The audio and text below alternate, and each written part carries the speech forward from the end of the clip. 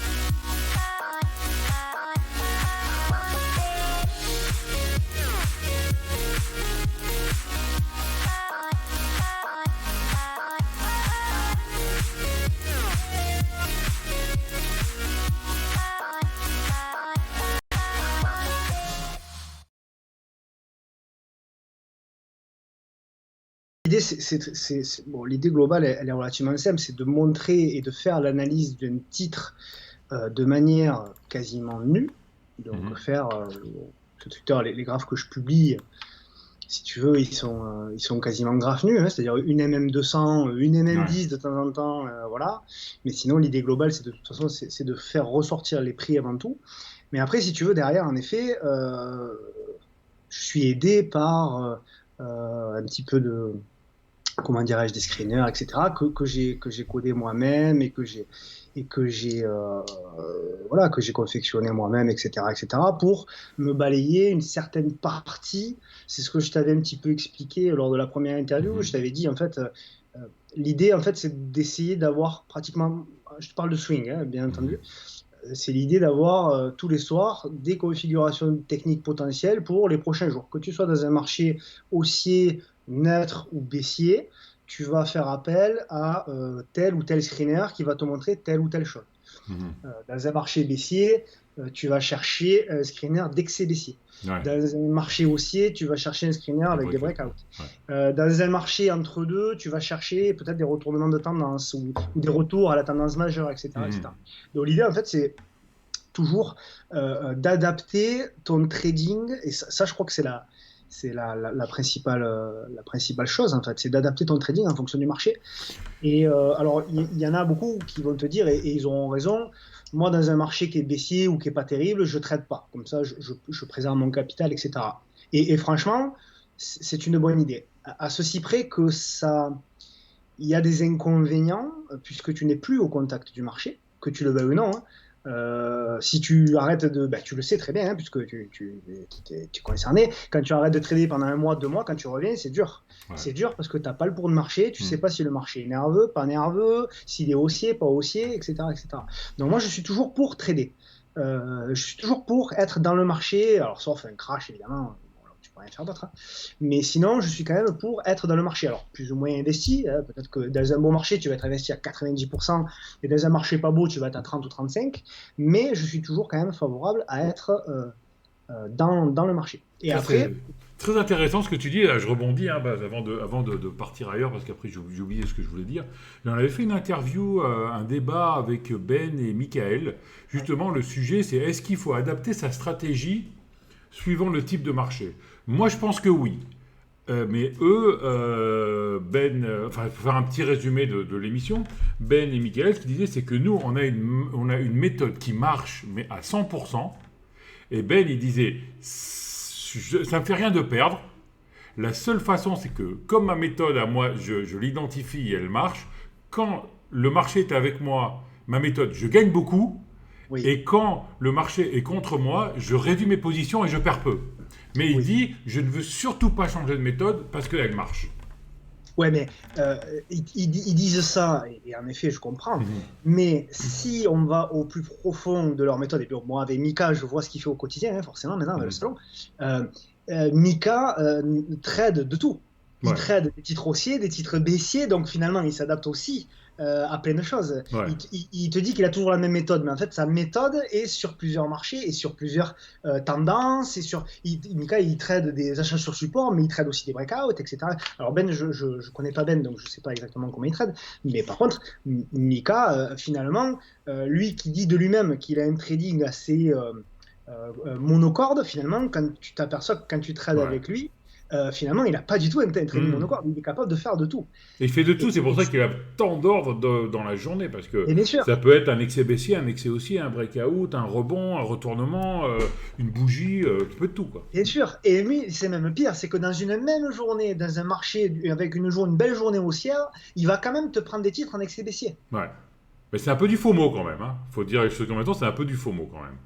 Il veut tout prendre pour avoir peur de rater. Moi, la première interview qu'on avait fait ensemble, je lui disais, mais pourquoi tu fais tant de trades? Pourquoi tu fais pas juste les 3 ou 4 les plus succulents? Il me dit, parce que je sais pas lesquels c'est. Donc je suis obligé de tous les faire, et peut-être je vais en faire 30, et sur 30, je vais en faire 4 qui vont exploser, et 26 qui... Bon, je dis 4 comme j'aurais dit 5.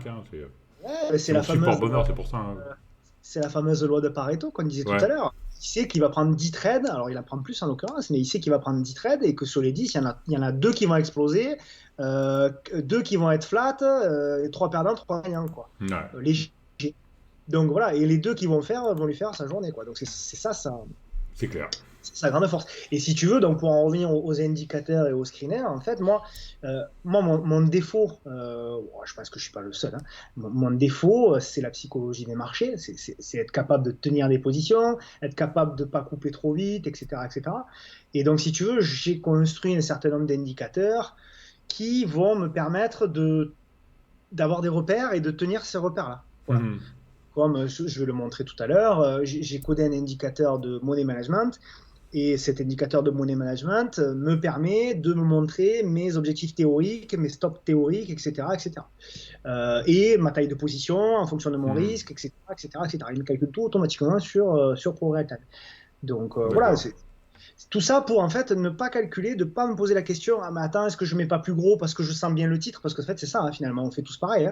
Tu as un titre que tu aimes bien, hop, il te donne un signal d'achat, tu dis, ah putain, ça c'est un super titre, je l'adore, je mets un petit peu plus, tu vois, au lieu de mettre 5000 € de taille de position, je vais mettre 8000. Sauf que c'est là où tu as tort, et c'est là où tu vas prendre, c'est là où tu vas prendre, t'as une perte plus grosse que d'habitude, et c'est là où ça ne va pas le faire, quoi. Donc en fait, si tu veux, moi, mes indicateurs, mes screeners me servent à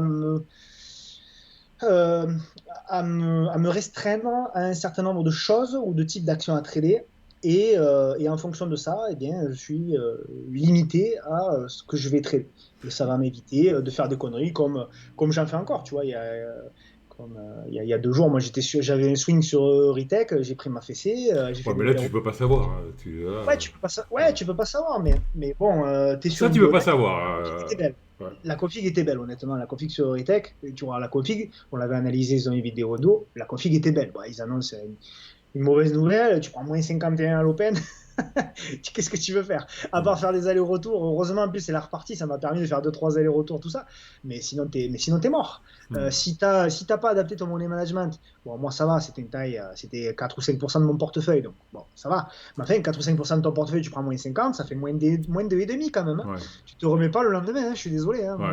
voilà, il te faut au moins une semaine avant de revenir, etc., etc. Donc, Et tes screeners, en fait, tu les fais tous tourner, mais après, tu choisis les résultats, ou tu fais tourner ceux qui correspondent à la config de marché actuelle, aux indices, en fait. Parce qu'en oui, fait, tu commences depuis le début, c'est non. les indices. Si tu veux, l'idée c'est de se dire, j'ai un certain nombre de screeners, classés 1, 2, 3, 4, et tous les soirs je les passe. Hmm. Alors, tous les soirs je les passe les uns après les autres en fonction du marché, et en fonction de comment je sens le marché. Là, aujourd'hui, par exemple, là, si je devais prendre des configurations, actuellement, je ne prendrais pas des breakouts, parce que, Hmm. voilà, ou alors il faut des breakouts avec des congestions. Donc là, par contre, je vais peut-être chercher des configurations avec des congestions en ce moment. Bah, justement, tiens, demain, j'interviewe Julien, et le Ouais. thème, c'est les entrées sur action en zone de congestion. Ouais. Ouais, bah, lui, je sais qu'il Ouais. tous ceux Je qui font ferme du la trading. parenthèse, excuse-moi.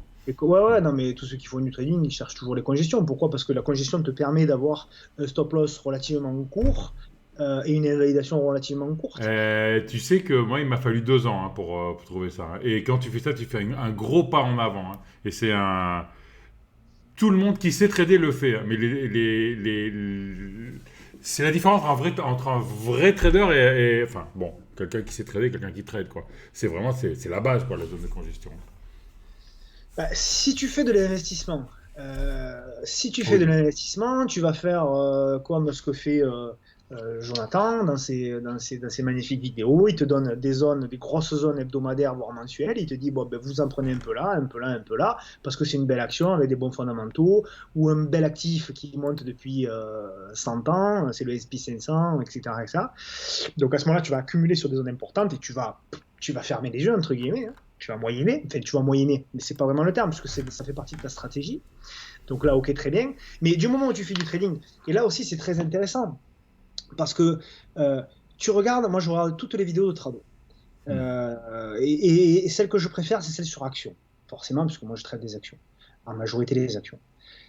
Tu regardes ses setups. Tu regardes quand il fait l'analyse de ses setups avec les ratios gain-risque, etc.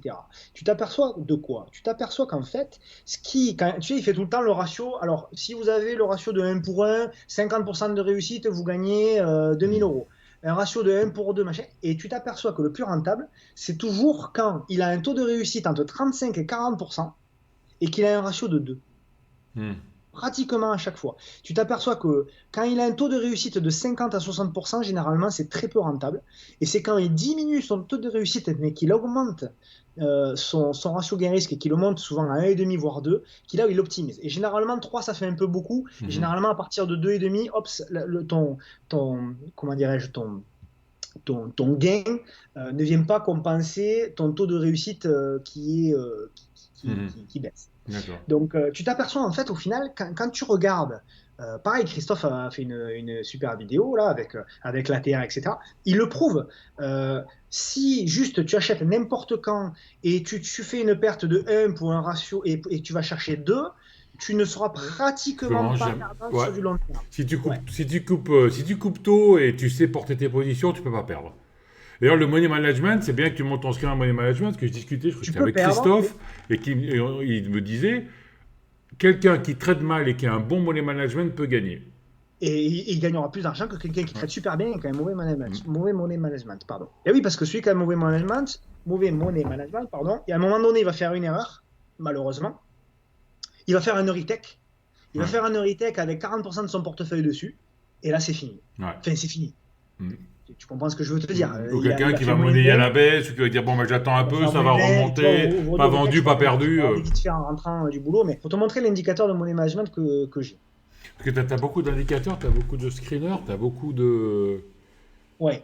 Ouais. Ouais, là je vais en montrer qu'un. Ouais.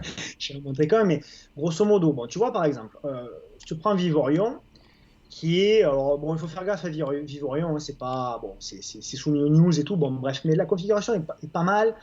Bon, on est sur une tendance haussière, là, on a cassé l'oblique et là, on est en train de congestionner. Bon, admettons qu'on veuille rentrer. On veuille rentrer en ordre à seuil de déclenchement au-dessus de 19, tu vois, Mhm. d'accord? Eh bien, là, ce que je vais faire, c'est que je vais prendre mon outil de money management, voilà, Je pars sur un capital, on va mettre 10 000 euros pour faire simple.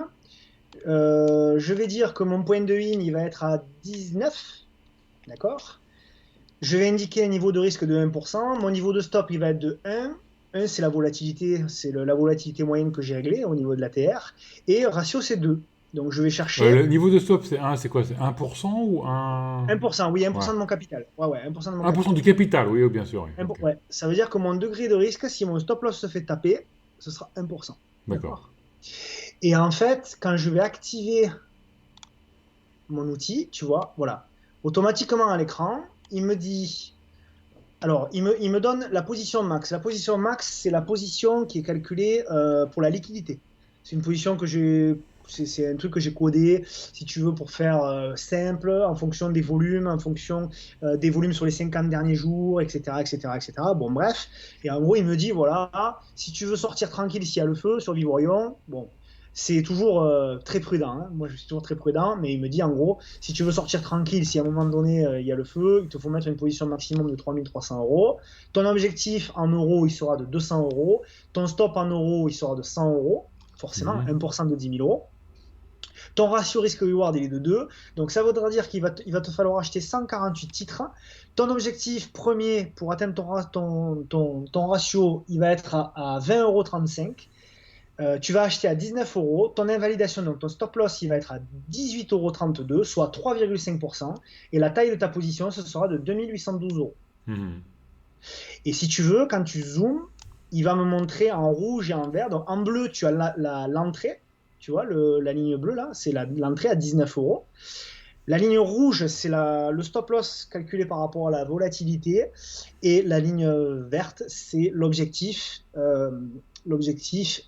calculé par rapport à la volatilité.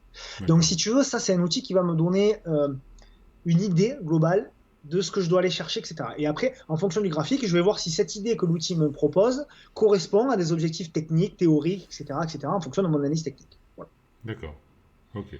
Donc, Et à ce moment-là, ça, tu peux modifier ton stop, par exemple, en disant, bah, le stop, sûr. il est sur une... j'ai le support à rien du tout, donc je décide de mettre le... Tu vois, là, par exemple, admettons que le stop, il est un peu trop haut. Tu vois, on voudrait le mettre, par exemple, sous les derniers plus bas, là, Sous la 10. dernière bougie, voilà, c'est ça, ouais.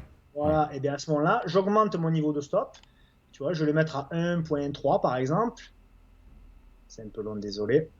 Voilà, 1,3, il s'est mis là. Et automatiquement, il m'a recalculé l'objectif pour aller chercher. Tu vois, j'enlève pour que les gens voient bien. Ouais, donc si tu as 1.3, là, il a changé le nombre de titres. Avant, on était à 138, je crois, là, on est à 114, c'est ça. Exactement. Et tu vois, la taille du stop, effectivement, elle a augmenté. Donc, lui, il m'a adapté la taille de position de manière automatique. Il m'a adapté l'objectif de manière automatique. Et en fonction de ça, je vais voir si, voilà, est-ce que, effectivement, aller chercher cet objectif-là qui est de 2, c'est déconnant. Bah, là, tu vois que c'est pas forcément déconnant parce que, tu vois, il y a une zone de résistance qui est ici. C'est jouable, c'est jouable, c'est jouable. Avec Mhm. la congestion, ce serait potentiellement jouable. Tu vois? D'accord. Mhm. Voilà. Donc ça, si tu veux, ça me permet, moi, d'enlever mon mental qui est défaillant, Mhm. ma psychologie qui peut être défaillante, et d'essayer voilà, de me restreindre et de me conformer à ce que l'outil me dit. Et après, une fois que c'est fait, eh ben, une fois que c'est fait, je place mes objectifs. Voilà, hop, hop, mon stop loss, j'enlève mon indicateur, j'ai pris ma position, et après, ben, le cours, il fait sa vie, et tant que j'ai pas touché mon objectif ou tant que j'ai pas touché mon stop loss, je ne fais rien. Ah, c'est-à-dire que même si tu vois, est-ce que tu es de ceux qui suivent leur plan jusqu'au bout, même si les Oui. indices se retournent, même s'il pleut, même s'ils ventent, c'est-à-dire que c'est coulé dans le béton, c'est coulé dans le béton, quoi, comme diraient les. En majorité, oui, Mhm. mais il y a des exceptions. Je te prends une exception. Si j'avais mis un objectif à 10% et que je suis à 8 et que le soir même il y a des résultats qui sont annoncés et que j'ai une belle ligne, je clôture. Je cherche même pas à comprendre, surtout en ce moment. Mhm. Donc oui, il y a une part. Si tu veux, pour moi, dans le trading, il y a 80% qui doit être systématisé, quasi systématisé, et après il doit y avoir 20% où effectivement il y a l'expérience, il y a des choses comme ça, où des mecs comme David Renan vont faire la différence parce qu'ils ont une expérience, ou des Mika, etc. Ils ont une expérience telle qu'ils vont sentir quelque chose que toi, tu vas pas sentir, ou tu sentiras dans plusieurs années, parce qu'eux, ils sont là et ils sont au contact du marché tous les jours, etc., etc. Le problème, c'est que les gens, ils font le contraire. La majorité des investisseurs font le contraire. Ils mettent 80% de psychologie, de leur propre psychologie, de leur ressenti, et 20%, ça va être du, entre guillemets, factuel. Et l'erreur, elle est là, en fait. Je suis convaincu que l'erreur est ici. En fait, moi, depuis que je fais des vidéos, je m'aperçois qu'en fait, toutes les stratégies sont bonnes, mais il faut en avoir une, quoi, et la suivre. Ouais, une ou plusieurs, une ou plusieurs, bien sûr. Une méthode, une méthode, une méthode, une ou plusieurs méthodes. Alors le problème, c'est que quand on parle de méthode, il faut avoir une méthode. Les gens pensent que y a la personne qui va avoir la méthode qui gagne, tu sais, ils veulent à tout prix. Sauf qu'en fait, la réalité, c'est que c'est pas ça. La réalité, c'est de chercher, et c'est le job, c'est que tu vas passer au crible fin tous les soirs 200 titres, et que sur les 200 titres, il y en a 5 que tu vas ressortir dans des configurations intéressantes. C'est ça le job. C'est ce que je fais, moi, je fais à la main. Je fais à la main, ça, Et voilà, ça, Vivorion, bon, je t'ai pris, tu vois, l'exemple, Christophe en a parlé un peu sur la chaîne, sur sa chaîne et tout. Ça, c'est une configuration intéressante, typiquement. Pourquoi? Parce que, alors ça veut pas dire que ça va péter, etc., mais parce que tu as une zone de pivot, là, tu vois, qui est ici, avec support, là, en bloc. Donc, tu sais que si tu passes à 19 €, tu vas avoir un stop très, entre guillemets, relativement proche, et tu vas avoir des objectifs avec les derniers plus hauts, tu vois, tu vas avoir un super ratio, quoi. Donc, alors je connais pas l'avenir de Vivorion, mais en plein, il va juste faire une fausse cassure et venir taper le stop, et voilà, mais ça, on peut pas le savoir. Mais toujours est-il que la configuration telle qu'elle est présentée, eh bien, effectivement, si tu as raison, ne serait-ce que 40% du temps, sur cette même configuration qui se répète, si tu as raison 40% du temps, tu seras rentable. Ça, c'est sûr. À condition de savoir couper, etc., etc., etc. Et surtout, à condition de savoir tenir le trade s'il part dans le bon sens. Ça, c'est peut-être le plus important, parce que, comme on l'avait dit lors de la première interview, il y a deux choses qui sont très difficiles. La première, qui est très très difficile, c'est de couper les pertes, mais celle qui est encore plus difficile, c'est de tenir les gains. C'est ça qui est encore plus difficile. Et ça... oui, ça... m'est arrivé un truc sur... j'ai retradé la semaine dernière sur Solana. J'avais vu la config du week-end, et j'attendais... j'avais un non-croisement haussier, le truc que j'adore, et j'attendais le cassure... non-croisement haussier en daily, et j'attendais la cassure de l'oblique en 1 heure. Et je rentrais à 160. Et le but, c'était 160. J'avais un TP1 à 170, et puis après, je laissais courir, etc. J'arrive à 170, je fais une erreur de manip, je vends tout. Et alors, normalement, ton esprit, si t'es carré, tu dis, bah, j'ai tout vendu, c'est pas grave. Je vais reprendre les 2/3 de ma position d'avant et je vais continuer mon trade. Mais ton esprit, c'est pas comme ça qu'il marche. Hein. Tu dis, bon, ben alors, je vais essayer d'optimiser le trade, je vais attendre le pullback. Alors, tu attends le pullback. Quand tu rentres sur le pullback, après, tu dis, bon, maintenant, j'ai des nouveaux objectifs. Et avec ces nouveaux objectifs, tu as un pullback, tu as un stop plus court. Évidemment, il est venu chercher mon stop et je suis sorti. Résultat des cours, j'ai fait 160, 60, 170. Et sur la net, tu as 215 maintenant. Tu vois, voilà. Ça, c'est typiquement le genre de trade qu'on va rechercher, que je vais rechercher.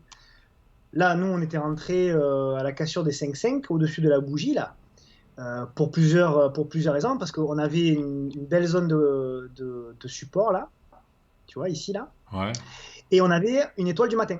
On a eu une étoile du matin ici. Donc, on a pris la cassure de l'étoile du matin, et on savait qu'on avait un stop qui était potentiellement à 6%, ce qui est beaucoup, hein, 6% pour Metex, mais Metex est tellement rapide que des fois. Et on savait que le premier objectif, il était déjà à 12, donc tu avais un ratio de premier TP à 2, et tu avais un ratio de deuxième TP qui était le plus haut, qui était à 3, donc 20%. Et c'est ce que je disais, parce que, évidemment, sur le salon, les gens, une fois qu'ils ont gagné 10, 12, 13, c'est là que c'est dur de tenir. Et tous disent, bon, mais qu'est-ce qu'on fait, Metex, on prend pas? J'ai dit, tant qu'on casse pas ma moyenne mobile 10, on ne sort pas. On allège éventuellement si, bon, tu peux prendre, etc. Et là, tu vois que depuis le signal, en plus, tu vois, on en a parlé de la MM10 lors de la première interview. Regarde le signal que j'avais sur Metex. J'avais une consolidation, donc tendance haussière, consolidation. La consolidation, elle me fait une étoile du matin. Elle me casse la M10 sur cette étoile du matin sur support en plus, donc c'est fort. Elle me casse la M10 elle est au bord elle est au bord du support oblique. Voilà, et il y a un super ratio, et le titre est liquide, et tout le monde en parle, voilà, ça veut pas, on aurait pu se tromper, hein, j'aurais pu me planter, hein, sur ce trade-là. Attention, je suis pas là en train de dire j'ai réussi, nanana, je m'en fiche de ça. Mais en tout cas, ce qui est sûr, c'est que si tu veux faire du trading, tu es obligé de le prendre ça. Sinon, tu fais pas de trading, sinon tu fais de l'investissement, tu mets un peu tous les mois, tu fais du DCA sur des belles valeurs, etc. Mais si tu fais du trading, ce genre de trade, tu dois le prendre. Ouais. Tu dois le prendre. Et encore une fois, tu vois, aujourd'hui, moi, j'avais un objectif, un deuxième TP. Sur le premier TP, j'avais pas allégé, tu vois. Sur le premier TP, c'était à 5,70 à peu près. J'avais pas allégé et j'avais visé pratiquement le plus haut. Et quand j'ai vu que, bon, on commençait à bloquer, j'ai allégé 70%, 2 tiers de ma pause. Ouais. Aujourd'hui. Mais, concrètement, j'ai pas Tu laisses un morceau au cas où que ça fasse un ATH ou quoi? On n'a pas cassé ma M10. On n'a pas cassé ma M10 de D'accord. On n'a pas cassé ma M10, regarde où elle est la M10, regarde comme elle est belle. Moi j'en sais rien, et quand tu dézoomes, ça a de la gueule quand même, ta séance là. Rien ne me dit que ça peut pas exploser, donc je garde un reliquat, tu vois, on peut le voir un peu comme ça, avec une ligne de coup. J'en sais rien ce qu'elle va faire, peut-être que demain elle va s'écrouler, et que voilà, mais si elle s'écroule, j'aurais pris déjà ce que j'avais à prendre, et si elle continue à monter, j'aurai toujours mon reliquat, etc. On est tous, il y en a beaucoup sur le salon qui ont pris ce trade là. Donc on a tous conservé un reliquat, il n'y a pas de souci, quoi. Mais bon, on se paye quand même parce que dans un marché comme celui-là, voilà, quoi. Bon, après, Tes screeners sont programmables sur TradingView? alors probablement qu'ils sont adaptables sur TradingView, mais je sais que le langage de code n'est pas le même sur TradingView. Donc est-ce qu'on peut les importer directement sur TradingView? À 99%, la réponse c'est non. Ouais. Il faut les recoder, quoi. Il faut les recoder avec le langage qu'utilise TradingView. Je ne connais pas bien le langage TradingView. Je m'y connais pas bien, moi, en codage. J'ai appris tout seul. J'ai appris, moi, en regardant les autres coder, en regardant les screeners les codes de Christophe, en regardant les codes sur ProRealCode, etc. Et après, On commence à faire du copier-coller, et puis après, tu développes, etc. Ouais, après, tu enlèves un truc, tu mets un truc à la place, tu vois. Tu commences comme ça. Et après, tu te fais D'ailleurs, j'en ai partagé ceux qui ont loupé sur mon fil, j'ai partagé le best trend. J'ai partagé un screener des plus beaux trends, tiens, je te le montre. Best trend, il est là, voilà. Best trend, je vais essayer de le décaler. Hop, voilà, il est accessible gratuitement. Voilà, c'est les plus beaux, entre guillemets, les actions les plus rapides de la cote. Voilà, qui sont là. Alors d'ailleurs, on voit bien qu'aujourd'hui, sur les 50, il n'y en a que même pas une 10-15 de vertes. Preuve les plus rapides de la cote, sur combien de temps? Sur les 6 derniers mois? Sur les dernières semaines? 9 mois.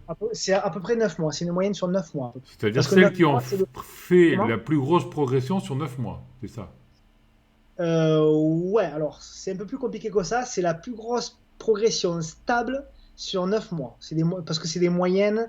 En fait, c'est compliqué, ce serait compliqué mais oui, c'est parce que j'enlève les trades spéculatifs qui sont montés, compris 1000% et qui sont écroulés derrière. D'accord. Si tu veux, généralement, c'est pas mal trié. Tu vois, voilà, je te passe les actions un peu que ça montre. Tu vas avoir, tiens, je te les passe les unes après les autres rapidement. Enfin pas les unes après les autres parce que sinon ça va être long, mais tu vas avoir il y a de Metabolic Explorer justement, il y a du Interparfum, tu vas avoir du IMCD, belle action IMCD d'ailleurs, purée, j'en avais l'été dernier, depuis j'en ai jamais repris, regarde-moi ça, c'est magnifique. Voilà, c'est que des beaux trends. Et après, alors bien évidemment, après à chacun. La M10 ça marche, parce que là on voit, elle est venue la chercher, mais elle n'a pas cassé. Tu crois que je l'utilise, pourquoi?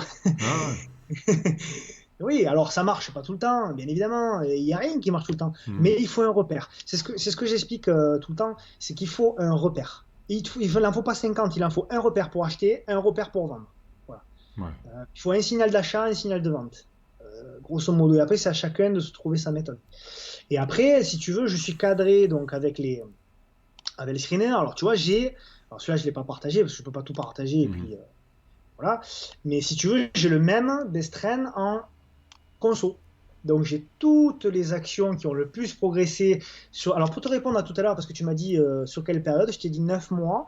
Pourquoi 9 mois? Parce que statistiquement, il y a des études assez poussées qui ont été faites aux États-Unis, etc. Les tendances qui sont basées sur 9 mois sont les tendances les plus statistiquement durables. Voilà. Donc, je suis parti sur 9 mois pour faire du trend following. Et donc, tu vas avoir, voilà, ça, c'est toutes les actions qui sont en consolidation. Alors, par exemple, tu vas avoir on a du Morel Prom. Ouais. Morel Prom, elle doit être en légère consolidation. Bon, effectivement, elle avait beaucoup poussé celle-ci, tu vois. Voilà, tu vois, là, elle commence à consolider. Donc là, ça va peut-être nous intéresser. Ouais. On va avoir, du Eurofin scientifique. Tu vois, donc Eurofin scientifique, tout le monde la connaît, hein, je ne la présente plus. Donc, voilà, superbe tendance. Bon, aujourd'hui, elle fait une mèche un peu dégueu, mais superbe tendance et en consolidation. Donc là, tu vois, pareil, ça va nous intéresser, etc., etc. Super, Donc, super. Je savais que c'était très intéressant et que malheureusement, on n'était pas allé aussi à fond dans j'y passerai 2 jours. dans notre première interview.